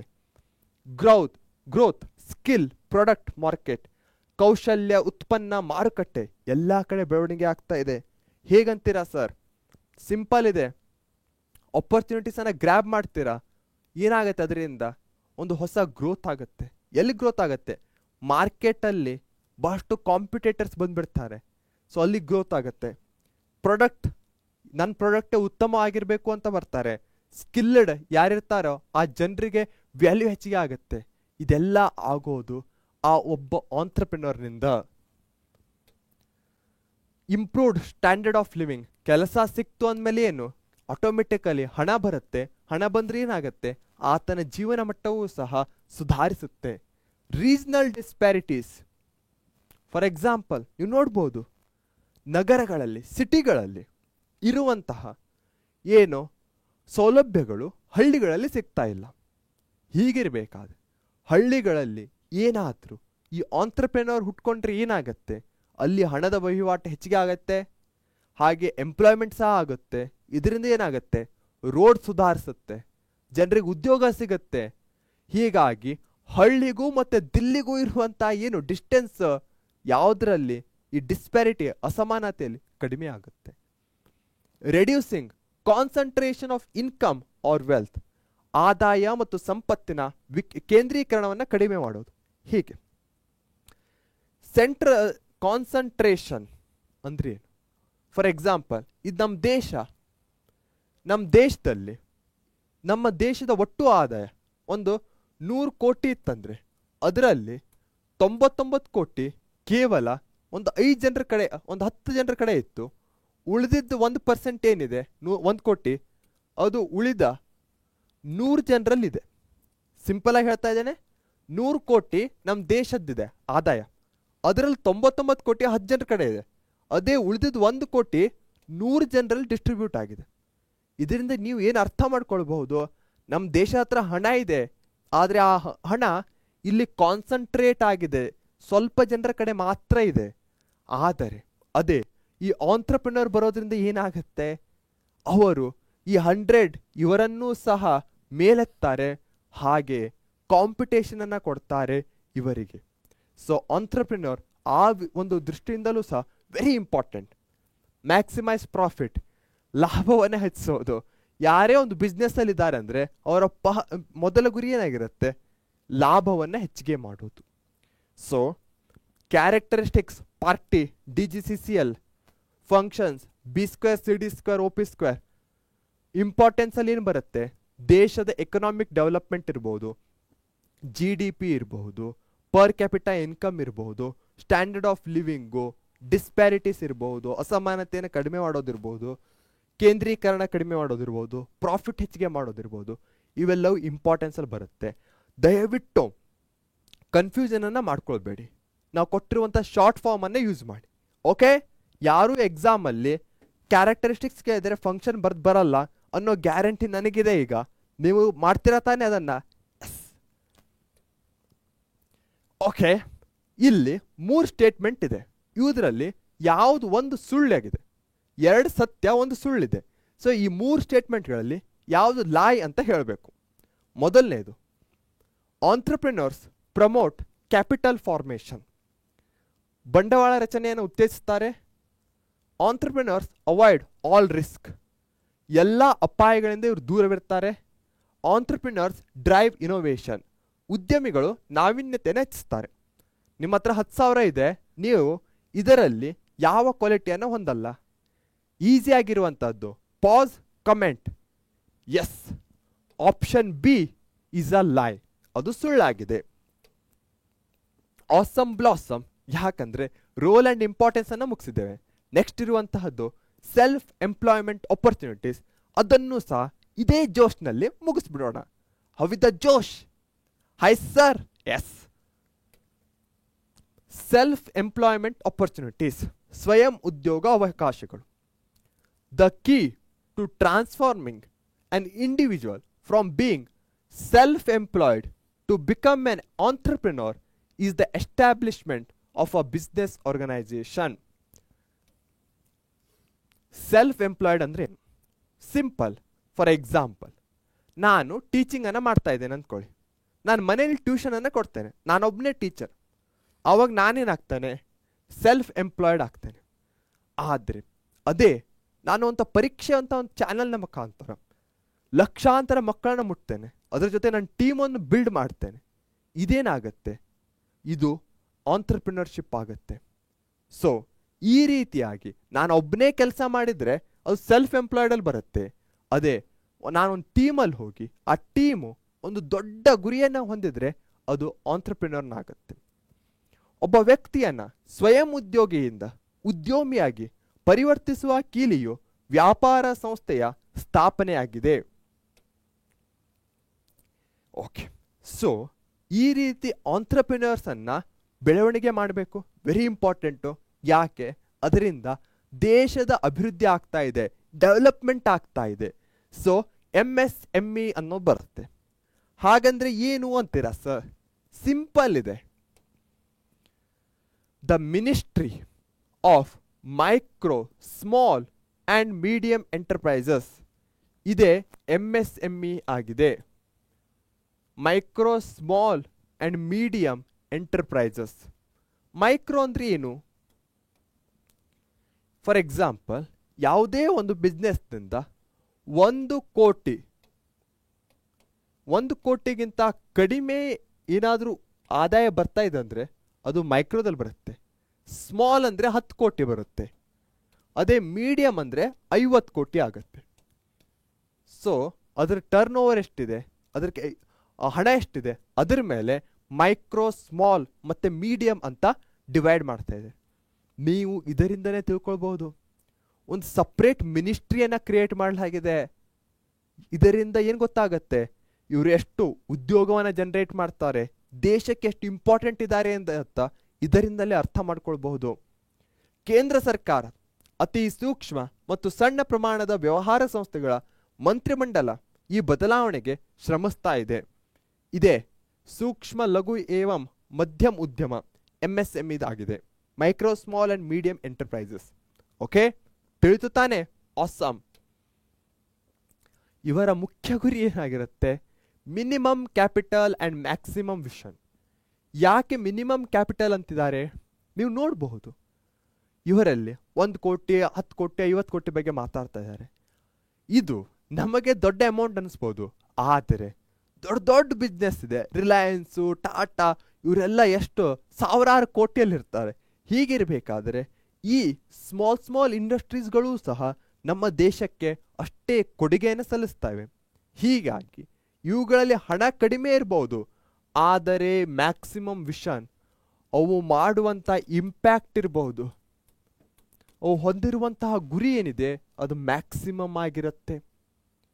ಯಾಕೆ? ಇವು ಯಾರಿಗೆ ಹೆಚ್ಚಿನ ಅವಶ್ಯಕತೆ ಇರುತ್ತೋ ಅವರಿಗೆ ಜಾಬ್ಸನ್ನು ಕೊಡುತ್ತೆ. ಎಲ್ಲಿ ಹೆಚ್ಚಿನ ಅವಶ್ಯಕತೆ ನೀಡಿರುತ್ತೋ ಅಲ್ಲಿ ಇಂಡಸ್ಟ್ರೀಸ್ಗಳನ್ನ ಹಾಕುತ್ತೆ. ಹೀಗಾಗಿ ಇದನ್ನು ಮಿನಿಮಮ್ ಕ್ಯಾಪಿಟಲ್, ಮ್ಯಾಕ್ಸಿಮಮ್ ವಿಷನ್, ಕನಿಷ್ಠ ಬಂಡವಾಳ ಮತ್ತು ಗರಿಷ್ಠ ದೃಷ್ಟಿ ಅಂತ ಕರೀತಾರೆ. ಹಾಗಾದರೆ ಯಾವ್ಯಾವ ಬಿಸ್ನೆಸ್ ಇದ್ದಾವೆ ನೆನಪು ಮಾಡ್ಕೊಳ್ಳಿ. ನಿಮ್ಮ ಮನೆ ಸುತ್ತಮುತ್ತಲೂ ಇರ್ಬೋದಲ್ಲ ಈ ಬಿಸ್ನೆಸ್ಗಳು. ಅದರಲ್ಲಿ 1 ಜನ ಇರ್ಬೋದು, 2 ಜನ, 3 ಜನ, ಈ ರೀತಿ ಯಾವುದಾದ್ರೂ ಬಿಸ್ನೆಸ್ ಕಾಣುತ್ತಾ? ಸಿಂಪಲ್, ಹೇರ್ ಕಟ್ಟಿಂಗ್, ಅಲ್ಲೊಂದು 2-3 ಜನ ಇರ್ತಾರೆ, ಅವರು ಆಂಟ್ರಪ್ರಿನರೇ, ಕರೆಕ್ಟ್ ತಾನೆ? ಒಂದು ಕಿರಾಣಿ ಅಂಗಡಿಯಲ್ಲಿ 2-3 ಜನ ಕೆಲಸ ಮಾಡ್ತಾ ಇರ್ತಾರೆ, ಅವರು ಆಂಟ್ರಪ್ರಿನರ್. ಒಂದು ಪಾರ್ಲರ್ ಕೆಲಸ ಮಾಡ್ತಾ ಇರ್ತಾರೆ, ಒಂದು ಸಣ್ಣ ಪಾರ್ಲರ್ ಹಾಕೊಂಡಿರ್ತಾರೆ, ಅದರಲ್ಲಿ ಒಂದೆರಡು ಜನ ಕೆಲಸ ಮಾಡ್ತಿರ್ತಾರೆ, ಅವರು ಆಂಟ್ರಪ್ರಿನರ್. ಸೊ ಈ ರೀತಿಯಾಗಿ ಈ ಆಂಟ್ರಪ್ರಿನರ್ಸ್ ನಮ್ಮ ಸುತ್ತಮುತ್ತಲೂ ಇದ್ದಾರೆ. ಓಕೆ, ಕನ್ಸಲ್ಟೆನ್ಸಿ, ಏನೋ ಒಂದು ಸಲಹೆಗಳನ್ನ ಕೊಡುವಂತಹ ಸಂಸ್ಥೆ ಇರುತ್ತೆ, ಆರ್ಕಿಟೆಕ್ಚರ್ ಇರ್ಬೋದು, ಲಾಯರ್ ಸಂಬಂಧಿಸಿದ್ದಿರ್ಬೋದು, ಇವು ಸಹ ಏನಾಗುತ್ತೆ ಆಂಟ್ರಪ್ರಿನರ್ ಆಗ್ತಾರೆ. ಪಾರ್ಲರ್ ಹೇಳಿದೆ, ಕೆಫೆ ಬೆಸ್ಟ್ ಎಕ್ಸಾಂಪಲ್ ಅಲ್ಲ, 4 ಜನ ಇರ್ತಾರೆ, ಅದು ಸಹ ಆಂಟ್ರಪ್ರಿನರ್. ಏಜೆನ್ಸೀಸ್ಗಳಿರುತ್ತೆ, ಮಾರ್ಕೆಟಿಂಗ್ ಏಜೆನ್ಸಿ ಇರ್ಬೋದು, ಅಡ್ವರ್ಟೈಸಿಂಗ್ ಏಜೆನ್ಸಿ ಇರ್ಬೋದು, ಬಾಡಿಗೆ ಕೊಡ್ತಾರೆ ರೆಂಟಲ್ಸ್, ಇವರು ಸಹ ಆಂಟ್ರಪ್ರಿನರ್ಸೇ ಆಗಿರ್ತಾರೆ. ಸೊ ಇದರಿಂದ ನಿಮ್ಗೆ ಅರ್ಥ ಆಗ್ತಾ ಇರ್ಬೋದು, ಇವರೆಲ್ಲರೂ ನಮ್ಮ ಏನು ಡೈಲಿ ಲೈಫಲ್ಲಿ ಬಹಳ ದೊಡ್ಡ ಇಂಪ್ಯಾಕ್ಟನ್ನು ಮಾಡಿದ್ದಾರೆ ಅಂತ. ನಮ್ಮ ಸುತ್ತಮುತ್ತಲೇ ಇದ್ದಾರೆ ಈ ಎಲ್ಲ ಆಂಟ್ರಪ್ರಿನರ್ಸ್. Okay, awesome. ಗೆಸ್ ಮಾಡಬೇಕು, ಒಗಟಿನ ಥರ ಇರುತ್ತೆ. ಹೂ ಆಮ್ ಐ, ನಾನು ಯಾರು ಅಂತ ಹೇಳಬೇಕು. I help people look and feel their best, ನಾನು ಜನರು ಉತ್ತಮವಾಗಿ ಕಾಣಲು ಮತ್ತು ಭಾವಿಸಲು ಸಹಾಯ ಮಾಡ್ತೇನೆ. Okay. Scissors and makeup are my tools, ಕತ್ತರಿ ಮತ್ತು ಮೇಕಪ್ ನನ್ನ ಸಾಧನಗಳಾಗಿವೆ. I thrive in neighbourhood and malls, ನಾನು ನೆರೆಹೊರೆಗಳಲ್ಲಿ ಮತ್ತು ಮಾಲ್ಗಳಲ್ಲಿ ಹೆಚ್ಚಾಗಿ ಕಾಣ್ತೇನೆ. ಹಾಗಾದರೆ ಇದು ಯಾವ ಬಿಸ್ನೆಸ್ ಬಗ್ಗೆ ಮಾತಾಡ್ತಾ ಇದೆ? ಆಲ್ರೆಡಿ ಹೇಳಿರುವಂತಹದ್ದೇ, ಸಿಂಪಲ್ ಆಗಿರುವಂತಹದ್ದು. ಯಾವ business? Yes, scissors, makeup tool, beauty parlour is the correct answer. Awesome blossom, ಯಾಕಂದರೆ ಸೆಲ್ಫ್ ಎಂಪ್ಲಾಯ್ಮೆಂಟ್ ಆಪರ್ಚುನಿಟೀಸ್ಗಳು ಮುಗೀತು. ನೆಕ್ಸ್ಟ್ ಇರುವಂತಹದ್ದು ಸೆಲ್ಫ್ ಎಂಪ್ಲಾಯ್ಮೆಂಟ್ ಸ್ಕೀಮ್ಸ್. ಈ ಸೆಲ್ಫ್ ಎಂಪ್ಲಾಯ್ಮೆಂಟ್ ಸ್ಕೀಮ್ಸ್ಗಳಲ್ಲಿ ನಾವು ಮುಖ್ಯವಾಗಿ 2 ತರಹದ ಆರ್ಗನೈಸೇಷನ್ಸ್ಗಳನ್ನ ಕಾಣಿಸ್ತೇವೆ. ಯಾವುದು? ಒಂದು ಫೈನಾನ್ಷಿಯಲ್ಲು ಅಂದರೆ ಹಣಕಾಸಿಂದು, ಮತ್ತೊಂದು ಪ್ರಮೋಷನಲ್ಲು ಪ್ರಚಾರ ಸಂಸ್ಥೆಗಳು. ಈ ಪ್ರಮೋಷನಲ್ಲಿ DIC ಅನ್ನೋದು ವೆರಿ ವೆರಿ ಇಂಪಾರ್ಟೆಂಟ್ ಆಗುತ್ತೆ. ಅದರ ಬಗ್ಗೆ ನಾವು ತಿಳ್ಕೊಳ್ತೇವೆ. ಮೊದಲಿಗೆ ಫೈನಾನ್ಷಿಯಲ್ ಆರ್ಗನೈಸೇಷನ್ಸ್ ಯಾವ್ದ್ಯಾವುದು? ಬ್ಯಾಂಕ್ಸ್. ಫೈನಾನ್ಸ್ ಅಂದ ಕೂಡಲೇ ಹಣ, ಹಣ ಅಂದ ಕೂಡಲೇ ಬ್ಯಾಂಕು.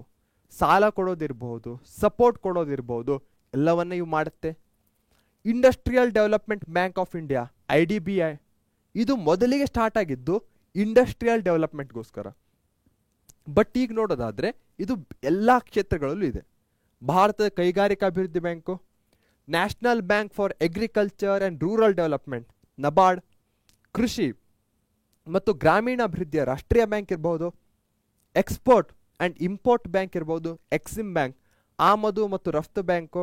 ಎಕ್ಸ್ಪೋರ್ಟ್ ಅಂದರೆ ಏನು ಮಾಡೋದು? ಕಳಿಸೋದು. ಇಂಪೋರ್ಟ್ ಅಂದರೆ ತಗೊಳ್ಳೋದು. Small industries development bank of India, SIDBI, ಭಾರತೀಯ ಸಣ್ಣ ಕೈಗಾರಿಕಾಭಿವೃದ್ಧಿ ಬ್ಯಾಂಕು, LIC, ಫುಲ್ ಫಾರ್ಮ್ ಏನು? Life insurance corporation of India, ಭಾರತೀಯ ಜೀವ ವಿಮಾ ನಿಗಮ, unit trust of India, UTI. ನಿಮ್ಮ ಟೆಕ್ಸ್ಟ್ ಬುಕ್ನಲ್ಲಿ ಇನ್ನೂ ಹೆಚ್ಚಿನ ಬ್ಯಾಂಕ್ಗಳನ್ನ ಕೊಟ್ಟಿರ್ಬೋದು.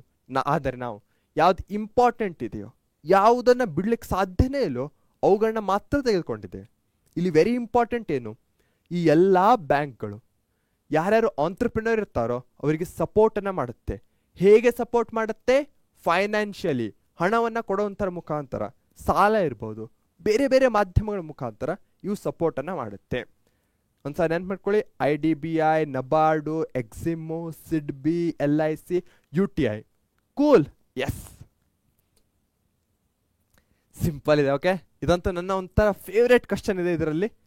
Can you guess the name of the famous show related to entrepreneurs by the given image hint? ನೀಡಿರುವ ಚಿತ್ರದ ಸುಳಿವಿನ ಮೂಲಕ ಉದ್ಯಮಿಗಳಿಗೆ ಸಂಬಂಧಿಸಿದ ಪ್ರಸಿದ್ಧ ಕಾರ್ಯಕ್ರಮದ ಹೆಸರನ್ನು ನೀವು ಊಹಿಸಬಹುದೇ? ಯಾವ ಶೋ ನಾನೇ ಸೂಚಿಸ್ತಾ ಇದೆ? ಇದೇನೋ ಒಂಥರ ಕಾಣಿಸ್ತಾ ಇದೆ. ಯಾವ ಮೀನ್ ಇದು? ಯಾವುದ್ರಲ್ಲೋ ಒಂದರಲ್ಲಿ ಹಾಕಿಟ್ಟಿದ್ದಾರೆ. ಫೇಮಸ್ ಒಂದು TV ಶೋ ಇದೆ, ಅದರಲ್ಲಿ ಈ ಆಂಟ್ರಪ್ರಿನರ್ಸ್ ಬರ್ತಾರೆ. ಯಾವುದಕ್ಕೆ ಬರ್ತಾರೆ? ಕ್ಯಾಪಿಟಲ್ಗೋಸ್ಕರ, ಹಣಕ್ಕೋಸ್ಕರ ಬರ್ತಾರೆ. ಯಾವ ಶೋ ಅದು? ಗೆಸ್ ಮಾಡಿದ್ರ? ಎಸ್, ಶಾರ್ಕ್ ಟ್ಯಾಂಕ್ ಆ ಶೋನ ಹೆಸರು. ನೀವು ಸಹ ಇಂತಹ ಶೋಗಳನ್ನ ನೋಡಿ, ಇದರಿಂದ ನಿಮಗೂ ಸಹ ಬಹಳಷ್ಟು ಲಾಭ ಆಗತ್ತೆ. Okay, S. ಮೊದಲಿಗೆ ಫೈನಾನ್ಷಿಯಲ್ ಇತ್ತು, ಅದನ್ನು ಮುಗಿಸಿದ್ವಿ. ನೆಕ್ಸ್ಟ್ ಇರುವಂತಹದ್ದು ಪ್ರಮೋಷನಲ್ ಆರ್ಗನೈಸೇಷನ್, ಪ್ರಚಾರ ಸಂಸ್ಥೆ. ಅದರಲ್ಲಿ DIC ವೆರಿ ಇಂಪಾರ್ಟೆಂಟ್ ಆಗುತ್ತೆ. ಪ್ರಮೋಷನಲ್ ಆರ್ಗನೈಸೇಷನ್ಗಳಲ್ಲಿ ಯಾವುದೋ ಬರುತ್ತೆ, ಡಿಸ್ಟ್ರಿಕ್ಟ್ ಇಂಡಸ್ಟ್ರಿಯಲ್ ಸೆಂಟರ್ಸ್. ಪ್ರಮೋಷನಲ್ ಅಂತಿದೆ, ಪ್ರಚಾರ ಅಂತ ಇದೆ. ಸೊ ಇವುಗಳನ್ನ ಒಂಥರ ನಾವು ಮೆಂಟರ್ ಅಥವಾ ಗೈಡ್ ಅಂತ ನೋಡ್ಕೊಳ್ಬೋದು. ಫೈನಾನ್ಷಿಯಲಿ ಹಣ ಕೊಡ್ತಾ ಇದ್ರು, ಇಲ್ಲಿ ಇವು ಗೈಡ್ ಮಾಡ್ತಾ ಇವೆ, ನೀವು ಏನು ಮಾಡಬೇಕು ಅಂತ ಅವು ಹೇಳ್ತಾ ಇವೆ. ಫೈನಾನ್ಷಿಯಲ್ನ ಹೊರತಾಗಿಯೂ ಸಹ, ಯಾಕಂದರೆ ಇವರು ಹೊಸದಾಗಿ ಇಂಡಸ್ಟ್ರಿಗೆ ಬಂದಿರ್ತಾರೆ, ಇವರಿಗೆ ಸಪೋರ್ಟ್ನ ಅವಶ್ಯಕತೆ ಇರುತ್ತೆ. ಹಣ ಒಂದು ಕಡೆ ಆಯಿತು, ಆದರೆ ನೆಕ್ಸ್ಟ್ ಸ್ಟೆಪ್ ಏನಾಗಬೇಕು, ನೀವು ಹೇಗೆ ಮಾಡಿ ಜನರನ್ನು ಹೆಚ್ಚಿಗೆ ಮುಟ್ಟಬಹುದು, ಈ ರೀತಿಯ ಸ್ಟೆಪ್ಸ್ಗಳು ಸಹ ಅವರಿಗೆ ಅವಶ್ಯಕತೆ ಇರುತ್ತೆ. ಸೊ ಹೀಗಾಗಿ ಆ ಒಂದು ಪ್ರಮೋಷನಲ್ ಸಪೋರ್ಟನ್ನು ಈ ಆರ್ಗನೈಸೇಷನ್ಸ್ಗಳು ಕೊಡುತ್ತೆ.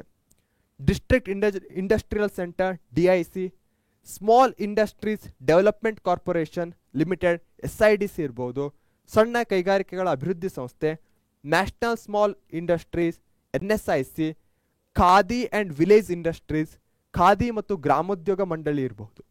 ಸೊ ಇಲ್ಲಿ ನೀವು ನೋಡೋದಾದರೆ ಇವೆಲ್ಲವೂ ಏನು ಮಾಡ್ತಾ ಇವೆ, ಪ್ರಚಾರ ಅಂದ ಕೂಡಲೇ ಗೈಡು ಮೆಂಟರು ನೆನಪಿಗೆ ಬರಬೇಕು. ಹೆಸರು DIC ಎಲ್ಲ SIDC NSIC ಇವೇ ಬರ್ತಾ ಇವೆ. ಸಪೋರ್ಟ್, ಅದರಲ್ಲಿ DIC very important ಆಗಿರುವಂತಹದ್ದು.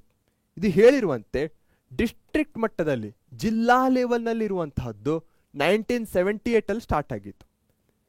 Provide a single window interacting agency to the budding entrepreneurs at district levels.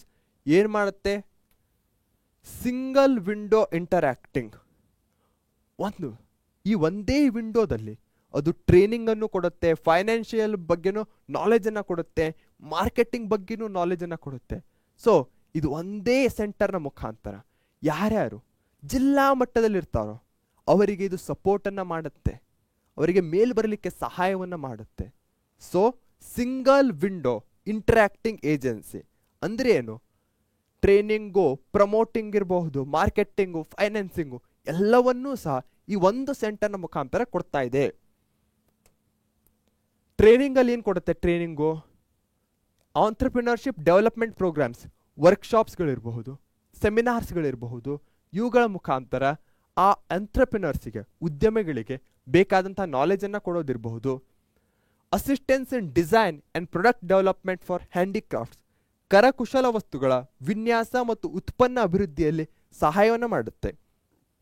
For example, ನಿಮ್ಮ ಹತ್ರ ಯಾವುದೋ ಒಂದು ಹ್ಯಾಂಡಿಕ್ರಾಫ್ಟ್ ಇರುತ್ತೆ, ಅದನ್ನು ಇನ್ನೂ ಹೇಗೆ ಇಂಪ್ರೂವ್ ಮಾಡಬೇಕು ಅದರ ಬಗ್ಗೆ ಅವರು ಮಾರ್ಗದರ್ಶನವನ್ನು ಕೊಡ್ತಾರೆ, ಗೈಡನ್ನು ಮಾಡ್ತಾರೆ. ಸೊ ಅಸಿಸ್ಟ್ ಅಂದರೆ ಟ್ರೈನಿಂಗಲ್ಲಿ ಈ ಅಸಿಸ್ಟೆನ್ಸ್ ಅನ್ನೋದನ್ನು ನಾವು ಇಂಪಾರ್ಟೆಂಟ್ ಆಗಿ ಇಟ್ಕೊಳ್ಳೋಣ. ಡೆವಲಪ್ಮೆಂಟ್ ಮಾಡುತ್ತೆ, ಅಸಿಸ್ಟೆನ್ಸ್ ಮಾಡುತ್ತೆ. Cool, awesome. ಫೈನಾನ್ಸಿಂಗಲ್ಲಿ ಏನು ಮಾಡುತ್ತೆ, ಓಕೆ ಸರ್ ಫೈನಾನ್ಸಿಂಗ್ ಆಲ್ರೆಡಿ ಆಯ್ತಲ್ಲ ಅಂತೀರಾ, ಇಲ್ಲಿ ಏನು ಮಾಡ್ತಾ ಇದೆ, assistance under self employment schemes. Already ಸ್ಕೀಮ್ಸ್ಗಳಿವೆ, ಅವುಗಳ ಬಗ್ಗೆ ನಾಲೆಜನ್ನು ಕೊಡ್ತಾ ಇದೆ. ನೀವು ಯಾವುದನ್ನು ಚೂಸ್ ಮಾಡಬಹುದು, ನಿಮ್ಮ ಬಿಸ್ನೆಸ್ಗೆ ಯಾವುದು ಸೂಟೇಬಲ್ ಇದೆ ಅದರ ಒಂದು ಅಸಿಸ್ಟೆನ್ಸನ್ನು ಕೊಡ್ತಾ ಇದೆ. ಸ್ವಯಂ ಉದ್ಯೋಗ ಯೋಜನೆಗಳ ಅಡಿಯಲ್ಲಿ ನೆರವಿರಬಹುದು.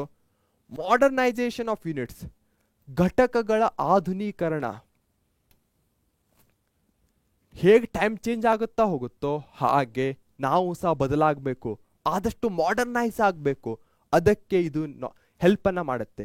ಇಕ್ವಿಪ್ಮೆಂಟ್ಸ್ ಇರ್ಬೋದು, ಸ್ಕಿಲ್ಸ್ ಇರ್ಬೋದು, ಇವುಗಳಲ್ಲಿ ಹೆಲ್ಪನ್ನು ಮಾಡುತ್ತೆ. ಮಾರ್ಕೆಟಿಂಗ್ ಅಂದ್ರೆ ಏನು, ಆದಷ್ಟು ನಮ್ಮ ಪ್ರಾಡಕ್ಟನ್ನು ಹೆಚ್ಚಿನ ಜನರಿಗೆ ಮುಟ್ಟಿಸೋದು, ಯಾರು ನೀಡಲಿರ್ತಾರೋ ಅವರಿಗೆ. ಥ್ರೂ ಪಾರ್ಟಿಸಿಪೇಷನ್ ಇನ್ ಎಕ್ಸಿಬಿಷನ್ ಇರ್ಬೋದು, trade fairs, Bayar sellers meet. ಇದೇನು ಮಾಡುತ್ತೆ, ಎಕ್ಸಿಬಿಷನ್ಸ್ಗಳನ್ನ ಸೆಟಪ್ ಮಾಡುತ್ತೆ, ಹಾಗೆ ಟ್ರೇಡ್ ಫೇರ್ಸ್ಗಳನ್ನ ಸೆಟಪ್ ಮಾಡುತ್ತೆ, ಪ್ರದರ್ಶನಗಳು, ವ್ಯಾಪಾರ ಮೇಳಗಳನ್ನ ಮಾಡುತ್ತೆ. ಖರೀದಿದಾರರು ಮತ್ತು ಮಾರಾಟಗಾರರ ಸಭೆಯಲ್ಲಿ ಇವರನ್ನ ಭಾಗವಹಿಸಲು ಇದು ಮಾಡುತ್ತೆ, ಸಪೋರ್ಟ್ ಕೊಡುತ್ತೆ. ಎಕ್ಸ್ಪೋರ್ಟ್ ಅಸಿಸ್ಟೆನ್ಸ್ ಅಷ್ಟೇ ಅಲ್ಲದೆ ಬೇರೆ ದೇಶಕ್ಕೆ ನಿಮ್ಮ ಪ್ರಾಡಕ್ಟ್ಸನ್ನು ನೀವೇನಾದರೂ ಸಾಗಿಸ್ಬೇಕಂದ್ರೆ ಹೇಗೆ ಮಾಡಬೇಕು ಅನ್ನೋ ಅಸಿಸ್ಟೆನ್ಸನ್ನು ಸಹ ಕೊಡುತ್ತೆ ಇದು. ಸೊ ಇದರಿಂದ ನೀವು ಅರ್ಥ ಮಾಡ್ಕೊಳ್ಬೋದು ಹೇಗೆ ಒಂದು ಪ್ರತಿ ಸ್ಟೆಪ್ಪಲ್ಲೂ ಈ DICsಗಳು ಆಂಟ್ರಪ್ರಿನರ್ಸ್ಗೆ ಹೆಲ್ಪ್ ಮಾಡ್ತಾ ಇವೆ ಅಂತ. ನಿಮ್ಮ ಟೆಕ್ಸ್ಟ್ ಬುಕ್ನಲ್ಲಿ ಈ ಪಾಯಿಂಟ್ಸ್ಗಳು ಇದೇ ರೀತಿಯಾಗಿಲ್ಲ, ಆದರೆ ನಾವು ಒಂದು ಹೆಡ್ಡಿಂಗ್ ಅನ್ನು ತೆಗೆದುಕೊಂಡು ಅದರ ಅಂಡರ್ನಲ್ಲಿ ಯಾವ್ದು ಬರಬಹುದು ಆರ್ಗನೈಸ್ ಮಾಡಿ ಕೊಡ್ತಾ ಇದ್ದೇವೆ. ಇದರಿಂದ ನಿಮಗೆ ನೆನಪಲ್ಲಿ ಇಟ್ಕೊಳ್ಳಿಕ್ಕೂ ಸಹ ಈಸಿ ಆಗುತ್ತೆ. Okay, awesome. ಅಷ್ಟೇ ಅಲ್ಲದೆ promoting entrepreneurship through national level awards for innovative products, ನವೀನ ಉತ್ಪನ್ನಗಳಿಗೆ ರಾಷ್ಟ್ರೀಯ ಮಟ್ಟದ ಪ್ರಶಸ್ತಿಗಳ ಮೂಲಕ ಉದ್ಯಮಶೀಲತೆಯನ್ನು ಉತ್ತೇಜಿಸುವುದು. ನೀವು ಇಲ್ಲಿ ಕಾಣಬಹುದಾಗಿದೆ, ಅವಾರ್ಡ್ಸನ್ನು ಕೊಡ್ತಾ ಇದೆ, ಸೆಮಿನಾರ್ಸ್ ಆಯಿತು, ವರ್ಕ್ಶಾಪ್ಸ್ಗಳಾಯಿತು, ಈ ಎಲ್ಲದರ ಮುಖಾಂತರ ಅವರಿಗೆ ಬೇಕಾದಂಥ ಪುಷನ್ನು ನೀಡ್ತಾ ಇದೆ. Promotion of products under non conventional energy source, ಸಾಂಪ್ರದಾಯಿಕವಲ್ಲದ ಇಂಧನ ಮೂಲದ ಅಡಿಯಲ್ಲಿ ಉತ್ಪನ್ನಗಳ ಪ್ರಚಾರ. ಈಗ ನೀವು ನೋಡ್ಬೋದು, ನಾನ್ ಕನ್ವೆನ್ಷನಲ್ ಎನರ್ಜಿಯನ್ನು ಯಾವ ಪಾಠದಲ್ಲಿ ಡಿಸ್ಕಸ್ ಮಾಡಿದ್ವಿ? ಯೋಚಿಸಿ. Power resources, mineral. ಎಸ್, ಆ ಪಾಠದಲ್ಲಿ ನಾನ್ ಕನ್ವೆನ್ಷನಲ್ ಎನರ್ಜಿ ರಿಸೋರ್ಸಸ್ ಅಂದರೆ ಏನು, ಕನ್ವೆನ್ಷನಲ್ ಎನರ್ಜಿ ರಿಸೋರ್ಸಸ್ ಅಂದರೆ ಏನು ಅಂತ ಡಿಸ್ಕಸ್ ಮಾಡಿದ್ವಿ. ನಾನ್ ಕನ್ವೆನ್ಷನಲ್ ಅಂದರೆ ಮುಗಿಯದೇ ಇರುವಂತಹದ್ದು. ಸೋಲಾರ್ ಇರಬಹುದು, ವಿಂಡ್ ಇರಬಹುದು, ಇವೆಲ್ಲವೂ ಏನು ಕಂಟಿನ್ಯೂಸ್ಲಿ ಇರುವಂತಹದ್ದೇ. ಸೊ ಅಂತಹವುಗಳನ್ನು ಇದು ಪ್ರಮೋಷನ್ ಮಾಡುತ್ತೆ. ಸೊ ಇಲ್ಲಿ ನೀವು ಕಾಣಬಹುದಾಗಿದೆ, ಏನು ಯಾವುದಕ್ಕೆ ಎಕ್ಸಾಂಪಲ್ ಆಗಿದೆ? Wind turbine. ಎಸ್. ಸೊ ಈ ರೀತಿಯಾಗಿ ನಾನ್ ಕನ್ವೆನ್ಷನಲ್ಗೆ ಇದು ಸಪೋರ್ಟನ್ನು ಮಾಡುತ್ತೆ. ಓಕೆ, ಸಿಂಪಲ್ ಇದೆ. ನನ್ನೊಂದು ಫೇವ್ರೇಟ್ ಅನ್ಬೋದು ಇದು.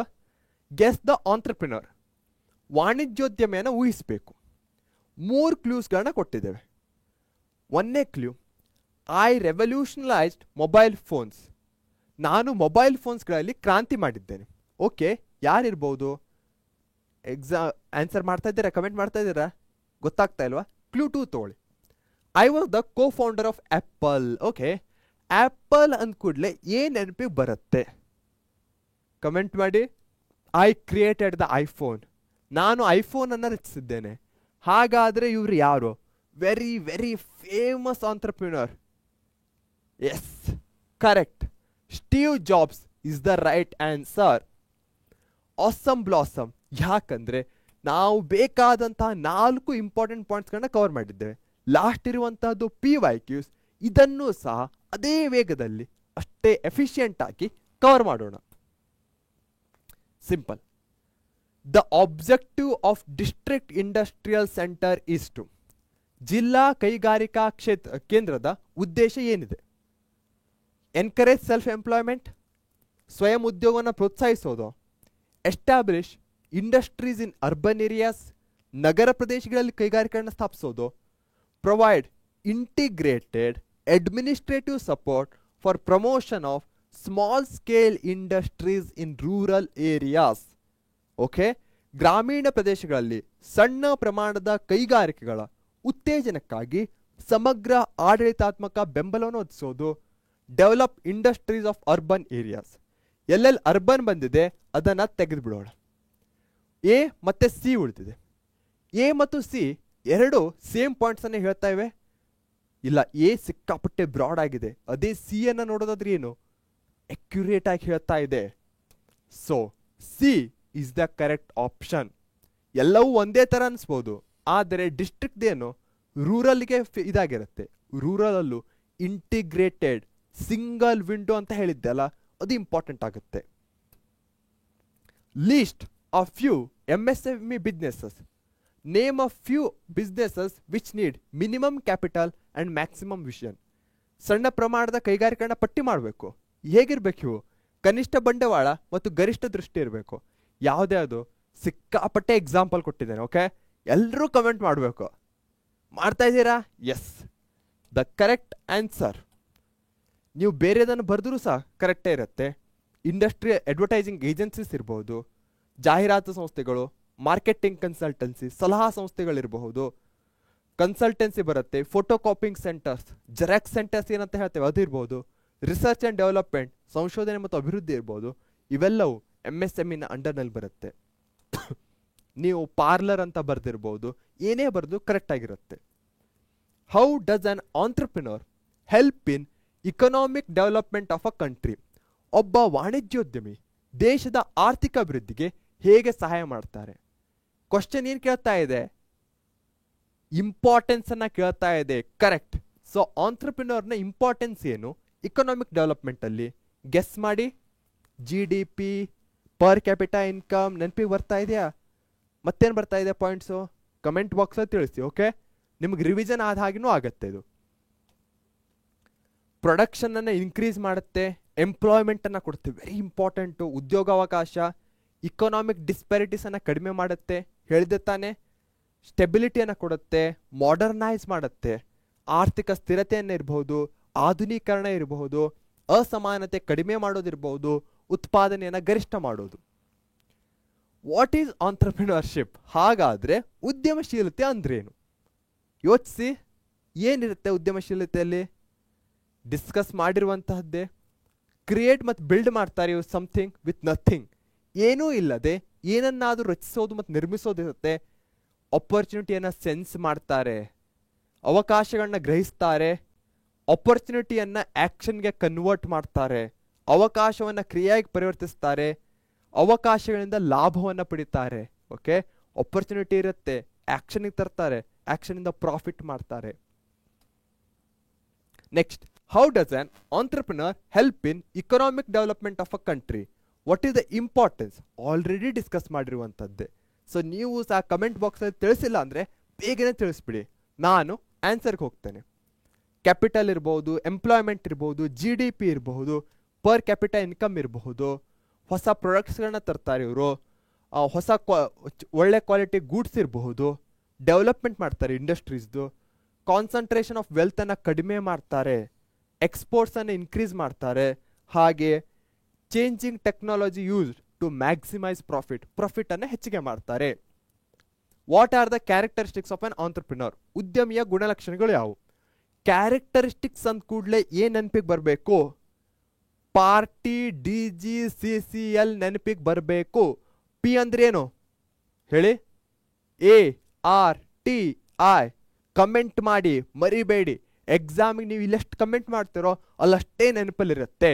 Okay, creativity, dynamism, team building, problem solving ಇರ್ಬೋದು, ರಿಸ್ಕ್ ಟೇಕಿಂಗ್, ಸೃಜನಶೀಲತೆ, ತಂಡದ ನಿರ್ಮಾಣ, ಸಮಸ್ಯೆ ಪರಿಹಾರ, ಅಪಾಯ ತೆಗೆದುಕೊಳ್ಳೋದು, ಕಮಿಟ್ಮೆಂಟು, ಇನೋವೇಷನ್ನು, ಲೀಡರ್ಶಿಪ್, ನಾಯಕತ್ವ, ನಾವೀನ್ಯತೆ, ಬದ್ಧತೆ ಇರ್ಬೋದು, achievement, motivation, goal orientation, decision making already ಹೇಳಿದ್ದಾರೆ.